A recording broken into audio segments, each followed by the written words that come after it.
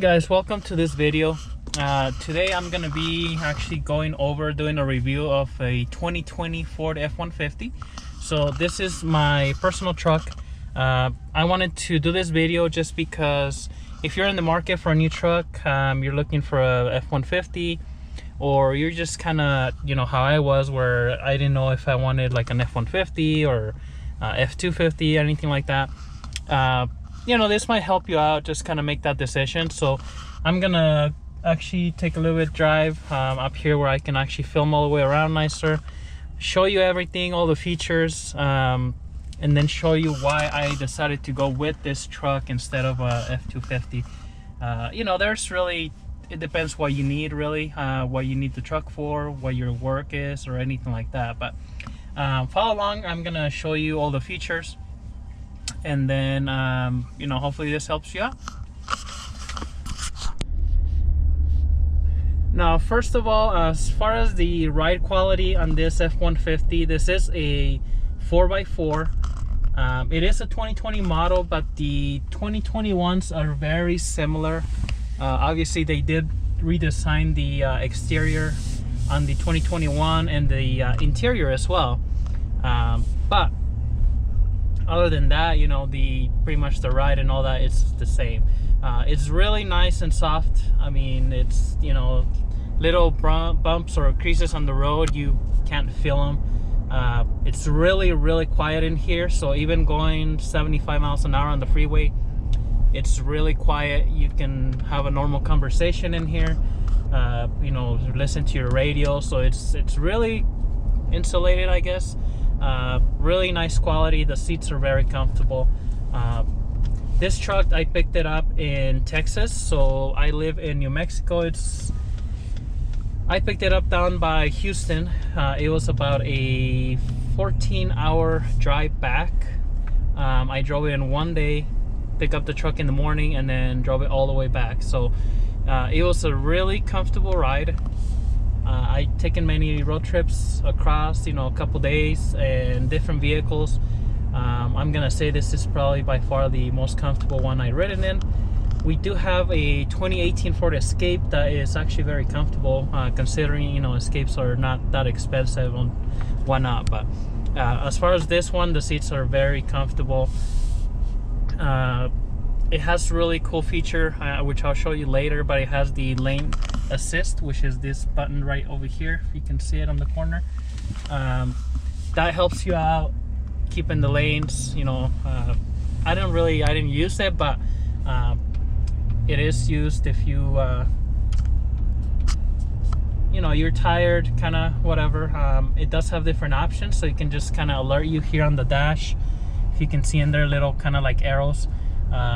But it also has the option where you can set it up where it will actually pull you back into your lane. So if you're drifting off, it actually pulls you back in the lane, which is really cool. I never had a vehicle that did that. I just tried it out, and it's kind of weird, to be honest with you, but it's pretty cool that it does that for you. So that's one feature that's, you know, gonna help you out. It does have the automatic headlights, so it, you know, if you're on a kind of empty road, it'll have the brights on, and then if it sees another vehicle maybe about I'm gonna say half a mile, quarter mile away at least, then it'll go back to the low beams, which is pretty cool. You don't have to kind of flicker them back and forth. It does it automatically. It does work really well. So you know, my trip, most of the time you're gonna have vehicles coming at you, but it works really well. It captures the lights, I'm guessing, from the other vehicles, and it, you know, it just flicks it back and forth. But some of the roads I was in, they're kind of smaller, you know, darker and stuff like that, and it comes in handy to have that. You know, no big deal. That's, I think you only get that if you get a little bit better trim package, but just something to consider. The other thing it does have is the dimming mirrors. So the rear mirror here on top, and then the side mirrors, they dim. So at night, you know, you don't have the light kind of reflecting back in your eyes the whole time. So that's pretty nice, just because, you know, driving a lot at night, that light's gonna get you kind of tired, make your eyes really, you know, sensitive to that light. So that comes in handy for the road trips. As far as it has the Sync 3 system on this one, and you can tell by the little bit bigger screen. The 2021s have a way bigger screen. It almost covers this whole area here, so something to consider. Which, being that we're already in March 2021, more than likely you're not gonna see a lot of 2020s on the lot, but keep that in mind. But with the Sync 3 system, you can connect to your phone Bluetooth, so you know that works really well. You can connect to your phone for your music, your entertainment. You know, your phone, it connects, like if you get a text message, it'll kind of alert you. You can have the vehicle read it to you, or just take calls on here. You have the buttons here for your call, you know, answer, hang up, things like that. So that comes in handy, again, for road trips. All right, actually, since we're at the gas station, we'll talk a little bit about fuel. Vehicle was about, well, 90 miles to empty, so I probably had about 4 or 5 gallons in there, maybe. Anyways, I put in $49 to fill it up right now. Took 17.7 gallons. Gas is $2.79 here right now. When I drove it back, I know I filled up. It was a little bit less expensive, about $2.50, I think, $2.55, in somewhere in Texas. I think Sweetwater, something like that. And it was pretty much, you know, down pretty low, and it took, I believe, about 50, maybe, I think it took the same $49 or so, $50 to fill it up. So that's not too bad. I did average about, I'm gonna say about 21 miles per gallon on the way here from Texas. You know, it was kind of a mix, driving on highway and smaller towns, just because the roads I had to take, you know, there were some kind of high speed, you know, highways I took, and then you kind of came to a town, you had to go slow through there, things like that. So not bad, really. I mean, when you buy a truck, yeah, you kind of look at the fuel economy, but obviously you're not going to get same fuel economy as a, you know, a small car or something like that, so keep that in mind. For me, you know, that's not bad fuel economy. I know you can get up to like 24 on these. That was driving it on standard mode, so here on your dash you have different modes to drive. So you can drive, let's see here, I don't even remember how to do that. Oh, I'm sorry, that's your, we'll go over that here in a moment, but actually it's here on the shifter, and I'll show you later, but I don't want to cause an accident while driving. There's different modes. So you have your standard mode, you have your towing, you have an eco mode that's supposed to be better for gas economy, and then you have a sport mode, which is you know, it changes pretty much everything on the vehicle for, you know, it gives you better performance, you know, better throttle response.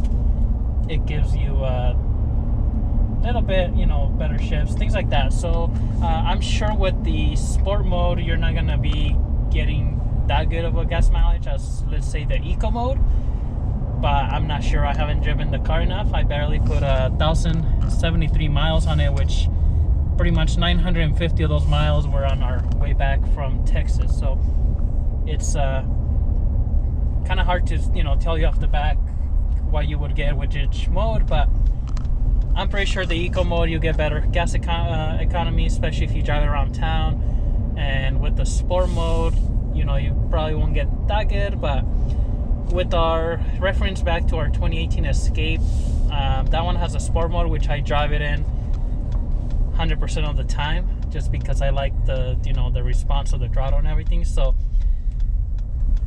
I don't think it makes that big difference, because when we drive across country, last time we drove, we got about 35 miles per gallon, almost 36. Mostly highway, but that was driving in sport mode. So, you know, I tried driving it kind of like a regular mode for a while, and I didn't like the lag of kind of performance, I say. So, you know, anyways, on the this vehicle is a 5.0. It's got the V8 Coyote engine, and I believe if you get the EcoBoost, you will get a little bit better fuel economy. So also keep that in mind.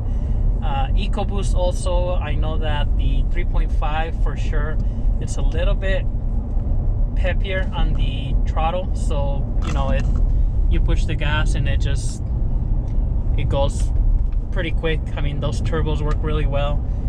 Personally, for me, I wanted a V8 truck. You know, I like the EcoBoost engines, nothing wrong with them. Actually, for most people, that's probably the better bet. For towing, the 3.5 has a you know, more torque, so keep that in mind. Most trucks come with that 3.5 anyway, so for me personally, I wanted a V8. You know, that's just what I wanted, so I went ahead and found a truck that had that. So, you know, that's why I got the V8. All right, so I'm here at the spot. Excuse me. So off the back, I was talking about I wanted an F-250. The main reason for me was, you know, I wanted to be able to tow a little bit more, but as of right now, I don't have, you know, like a big Bobcat or a big trailer or anything like that. I have smaller stuff. So when I looked into it, you know, I decided F-250s are a lot more expensive, so it didn't make sense for me personally. And, you know, if I was just going to use it mostly for putting things on the bed for work, kind of, you know, it wasn't gonna make sense. F-250s aren't really, you know, I wanted the V8 engine, so they're not that good on gas anyways, because they're a bigger truck and everything. So, and they cost a lot more, so it didn't make sense for me personally. But they are great trucks. I did, you know, look at a lot of them. I drove some of them. I mean, they were great, but that's why I decided on the F-150. So with this truck here, I did get the Lariat package. That gives you the leather seats. You know, you have kind of like the leather wrapped console here. You have some of the wood grain. This is the shifter here. So this is where you have the button here where you can change the drive mode. So if you push this button here on the dash, you can see where it's normal, tow, snow, wet, eco, and sport. If you put it on manual too, so your shifter has, you know, your normal, reverse, neutral, drive, and then you can go manual. And if you go manual, you can shift through the gears with this buttons up and down, manually shift through each gear. This does come with a 10-speed transmission, so I believe most of the new trucks, I think all of them honestly, come with that 10-speed transmission, which is really nice. That's where you get a good fuel economy from them. You know, this has the kind of like wood grain here for being the Lariat with the chrome. If you get like the XLT, this is black.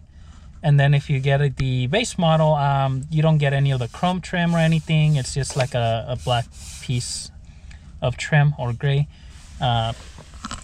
You know, a couple of different things. I got a leather wrapped steering wheel on this one. It is a crew cab, so it's got a lot of room on the back. You have your, you know, glove box here, which has a lot of room. You have this little department here. And you have two USB you know, chargers there, or you can connect like your phone as well.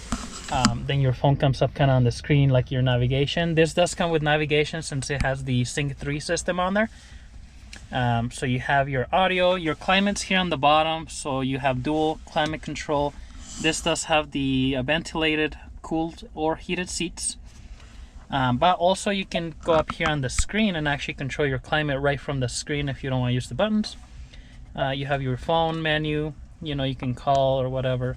You have your navigation, so you can pretty much enter where you want to go and it'll have it in there. Then you have your apps. I know there's like app catalog through Ford, and then your settings you can control, you know, add your Bluetooth devices, things like that. So pretty cool. This truck does have the ambient lighting, So you get the blue lights here on the cup holders, on here on the floorboard where the door handles are, same thing on the back. You do have your pedal adjuster here, so you can adjust your pedals height on this vehicle here. It did come with the steps, the chrome steps here. So you know, this is what the truck is. You know, it's a good looking truck. Actually, shout out to the guys at Gulf Coast Ford. They're the ones I bought it from. They work really great for me, buying it from here and picking it up there from them. This truck does not have the LED light package, but it does have the fog lights and the chrome package here for the grill. It has the fender kind of trim here, so a lot of them don't have this part here. This one has the 18-inch wheels. You know, it has the corner, like the lights here on the mirrors and the covers. Again, it does have the steps here. It does have the sensors here on the taillights to, you know, the blind spot sensors, backup sensors, chrome bumper on the back. I did get this F-150 chrome trim that you can buy from Ford, or Putco is the company. They actually are pretty nice. You can get them on Amazon or through your dealer. That just make it look nice. You know, it already has the indentations for the F-150, and that just pops it out for you, so that looks nice. I did end up getting this tonneau cover here. I just wanted something to cover the bed in case I have something in there, but if I need to load something big, this just rolls up back really easy, so that's why I didn't go with the hard fiberglass one. This does have the backup camera here, and this is a little light here on the back. Pretty straightforward, you know, a bed of a truck. I did get a bed liner from Penduliner as well. The bed was really nice and painted, and so I wanted to kind of preserve that, so I got the bed liner. Not too expensive. You know, the spray-on liners are really nice. They're just pretty expensive, so I went with this. It protects your bed. You know, at any point I can pull it out, clean the bed, or I can just pull it out completely if I wanted to. But yeah, this tonneau cover here just sits on top. You have your little latch, you pop it and it rolls back, so really cool. You know, not too expensive. Close really well with your tailgate there when you close it, so it fits nice. This is four-wheel drive truck, so I decided to go four-wheel drive just because of the resale value. I don't think I really use it too much, but I know resale value, it'll be there if I am towing also and I need to get over something, you know, like dirt or anything like that. That'll come in handy. Truck came with the pinstriping. This is the I believe rapid red paint. There's no sun out right now, but this is a really metallic red that shines really nice in the sunlight. So, you know, that's one thing. I did want the red paint, so that's why I went with red. Let me show you also. I'll show you the engine bay. There's really nothing to see in there. You do have the keypad here where you can open your door. The rear, you have a lot of room here on the back. These seats here, you know, you just pull this little handle and it goes up. Floorboard on this truck is flat, so you know it's really comfortable. You can put anything in there. It's not going to be kind of bouncing. They come with this little storage center here. That seat also goes back or up, and then you can also pull it forward. You have like a small like your jack and stuff is back there, and then you also have your, you know, charging outlets, AC 110 volt, cigarette lighter. So you have you know, your USBs and your cigarette lighter and all that in there. You also have the rear air conditioner, some cup holders there. I got this clear plastic here on the bottom just to kind of protect, you know, the kids kind of driving some mud in there. You can see it's already a little bit dirty, but I can just vacuum that really easy, keep the carpet a little bit cleaner. Back seats do have this little kind of armrest here that you can pull down, and then you have a cup holder as well. This does have the sliding rear window, so there's a switch up there and it slides electronically to the side, so plenty of room. I mean, I'm not like a big person in here, but if you see you know, I was driving the vehicle and there's so much room in front of me. You know, you can see over there too, so really roomy for passengers.